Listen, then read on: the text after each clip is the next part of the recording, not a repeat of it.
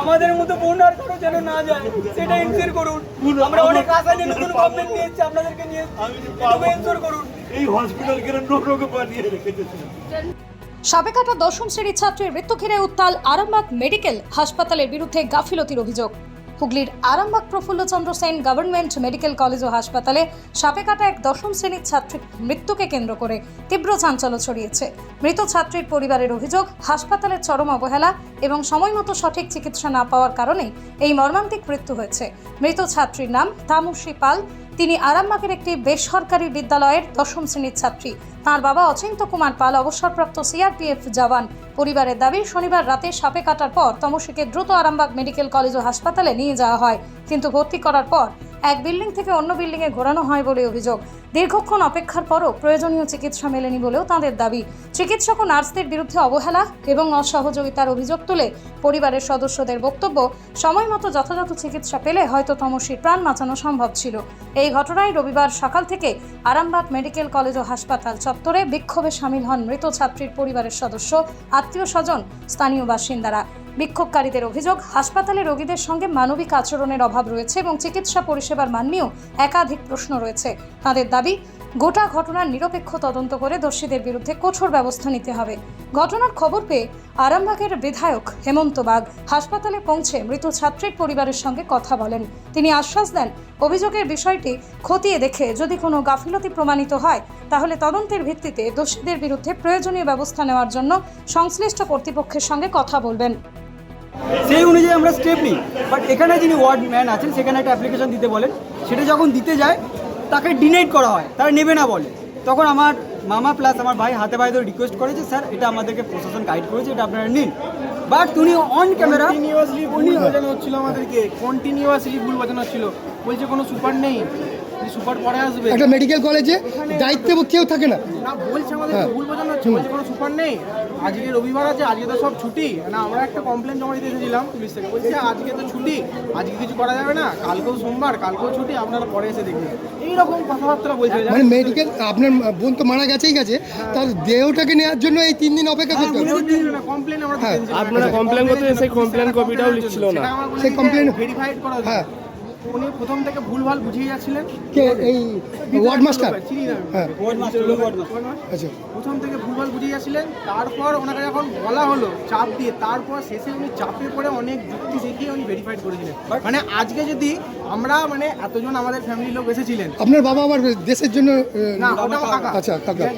আমার মানে আমরা সবাই মিলে এসেছিলাম, চাপ দিয়ে হয়েছে। আর এটা যদি একটা কোনো সাধারণ পরিবারের হতো, তাকে বেমালুম চাপ দিয়ে সেই জিনিসটা পুরোপুরি চাপিয়ে দেওয়া হতো। আপনি মানে কি বলবেন, ঠান্ডা অবস্থায় ভরে দেওয়া হতো। মানে যাচ্ছে তাই সিস্টেম। আমার না একটা এখানে কি নাম আপনার? অরিজিৎ পাল। আপনি ছিলেন? আমি প্রথম থেকে আইসিইউতে ছিলাম যখন পেশেন্টকে আমাদের কালকে কখন ভর্তি করা হয়েছিল? ভর্তি করা হয়েছিল মোটামুটি 8টা 40 করে। এক্সাক্ট আমার টাইম মনে ছিল আন্দাজ বলবো। হ্যাঁ, আমি যেটা আপনাকে তারপরে কি চিকিৎসা হয়নি আপনার বোনের? উনি কি করে বলেন একটা সরকারি পোস্টে বসে থেকে যে আপনারা যা পারবেন করবেন? এইটা বলেছেন আপনারা যা, আপনি অন ক্যামেরা, আমার কাছে রেকর্ড আছে। বাট ওই যে কথা আমি আপনাকে অন ক্যামেরা মনে করছেন যে চিকিৎসার গাফিলতির কারণেই আপনার বোন মারা গেছে? আমি কি করার করে দেখিয়ে দেবো। আমি একটা অবশ্যই দেখতে হবে। আমরা সেই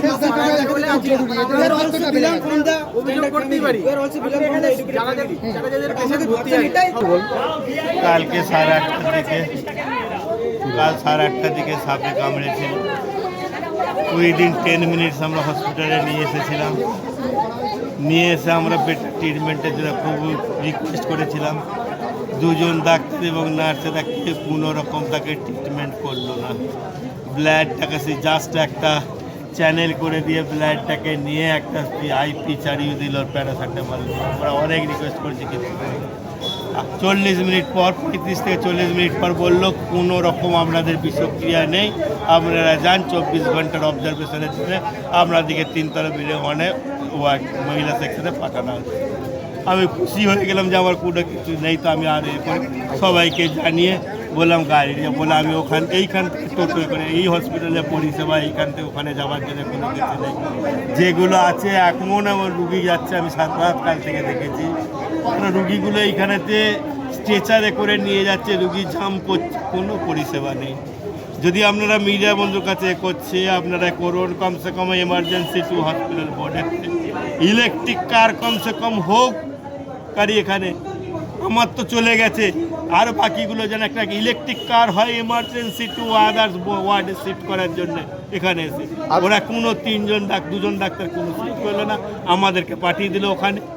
আমি ওখানে যে পৌঁছে ওখানে যিনি ডাক্তার ছিলেন, ম্যাডাম ছিলেন, ওনাকে বললাম, উনি ম্যাডাম ডোন্ট কেয়ার, বলে ঠিক আছে ওখানে নিয়ে যান, একটা নার্সকে দেখিয়ে দিল।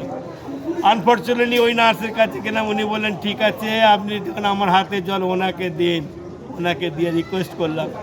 উনি বলেন রাত্রি রেখে থাকবেন ট্রিটমেন্টে, দেখুন রাত্রি রেখে থাকবে সেটা বলুন। আমি বললাম মেয়ে থাকবে, মেয়েকে এসে বললো যদি কিছু হয় আমাকে এসে বলবেন, তারপর দেখছি। উইদিন 10 মিনিটস করাপ্ট হয়ে গেল, ও করাপ্ট হয়ে গেল উইদিন 10 মিনিটস, এবং ওদের কাছে অক্সিজেন সিলিন্ডার দেওয়ার মতো লোক নেই। অত্যন্ত দুর্ভাগ্যজনক একটা ঘটনা ঘটেছে। আপনারা জানেন যে গতকাল এক বোনকে সাবেক সিবিএসসিতে পড়ে, আরামবাগের সিবিএসসি স্টেনে পড়ে তমশ্রী পাল বোনকে সাপে কাটার পর উনি বুঝতে পেরেছিলেন যে একটু হয়তো ব্যথা যন্ত্রণা হচ্ছে, হসপিটালে অ্যাডমিশন হয়। হসপিটালে অ্যাডমিশন হওয়ার পর কিছুটা হলেও চিকিৎসার গাফলতি আছে, গাফলতি তার জন্যে আজকে ওই বোনের রাত্রেই ডেথ হয়ে মারা যায়। আমরা দেখছি এই ঘটনা সঠিক তদন্ত যাতে হয়। আমি ওনার বাবা মার সঙ্গে, ওনার পরিবারের লোকের সঙ্গে, ওনার দিদিদের সঙ্গে কথা বলেছি। মেন কথা অত্যন্ত দুঃখজনক একটা ঘটনা, যে ঘটনা কী বলবো, একটা পুরো নারী সমাজকে কাঁপিয়ে দিয়েছে আজকে আরামবাগ হসপিটালে যে ঘটনাটা ঘটেছে।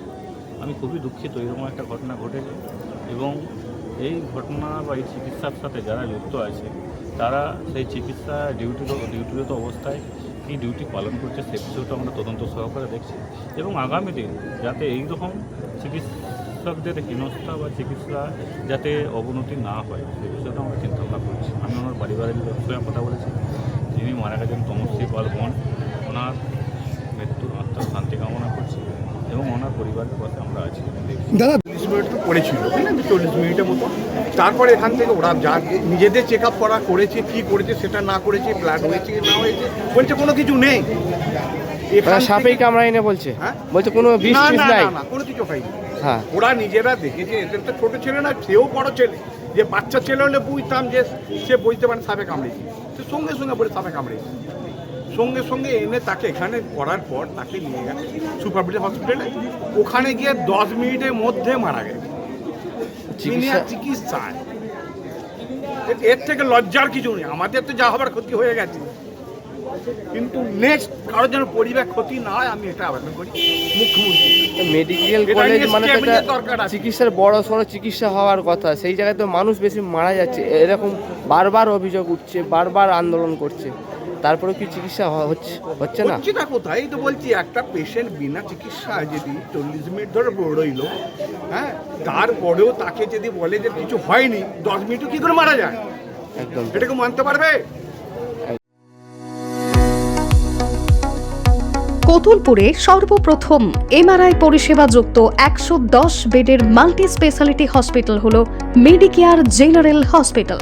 স্বাস্থ্যসাথী মান্যতাপ্রাপ্ত এই হসপিটালে রয়েছে AC, non AC cabin, modern OT, ICCU, NICU, micro surgery, dialysis বিভাগ, ব্রেন ও spine surgery, cancer surgery, lift সহ নানান পরিষেবা। এছাড়াও রয়েছে সিটি স্ক্যান পরিষেবাযুক্ত নিজস্ব ডায়াগনস্টিক সেন্টার, ডক্টর চেম্বার্স, ওষুধের দোকান সহ 24 ঘন্টা অ্যাম্বুলেন্স পরিষেবা। 24 ঘন্টা অ্যাক্সিডেন্ট এমার্জেন্সি, রোগীর সুচিকিৎসা, সুপরিষেবা এবং সুস্বাস্থ্যই হল আমাদের মূল লক্ষ্য। ঠিকানা সরিষাদিঘি, কতুলপুর, বাঁকুড়া। যোগাযোগ নম্বর 9434216662 অথবা যোগাযোগ করুন 9732212924 এই নম্বরে। কি গো, আমার নেকলেসটা কেনার ব্যাপারে কিছু ভাবলে? কোথা থেকে কিনবে? সমস্যা হলো কে যে কেমন জিনিস দেয়। এই সর্বকালের প্রথম আলমগিনি প্যালেসের সোনার গহনা, দামও মজুরি সাধারণ জুয়েলার্সের মতোই। প্রচুর চোখ ধাঁধানো নিত্য নতুন এক্সক্লুসিভ গহনার ডিজাইন, যা আপনাদের মন কাড়ার মতো। বাহু, অন্নপ্রাশন, অথবা যে কোনো অনুষ্ঠানে আপনার পছন্দ মতো গহনা অর্ডার নেওয়া হয়। যখন দাম ও মজুরি সাধারণ জুয়েলার্সের মতোই, নিত্য নতুন ডিজাইন ও প্রতিটি গয়না গ্যারান্টিযুক্ত পাওয়া যাচ্ছে, তাহলে আজই চলো শোরুমে আলমগিরি প্যালেসে। আপনার সন্তানের ভবিষ্যৎ নিয়ে কি চিন্তিত? কোন স্কুলে ভর্তি করাবেন ভেবে পাচ্ছেন না? তাহলে আর দেরি কেন, আজই চলে আসুন পার্ল রোজারি স্কুল, আরামবাগে। সিবিএসই কারিকুলাম অনুসরণে পরিচালিত একটি সম্পূর্ণ English medium school. Play group থেকে ক্লাস 12 পর্যন্ত ভর্তি চলছে। আধুনিক smart classroom, computer lab, science lab ও লাইব্রেরি। পড়াশোনার পাশাপাশি সিঙ্গিং, ডান্সিং, কারাটে ও জুম্বা ক্লাস। সিসিটিভি নজরদারি, বিশুদ্ধ পানীয় জল এবং স্কুল গাড়ির সুবিধা। Pearl rosary school, Arambagh, Gourhati মোড়, রিলায়েন্স ট্রেন্ডসের পাশে। আজই যোগাযোগ করুন 9339527506-এ।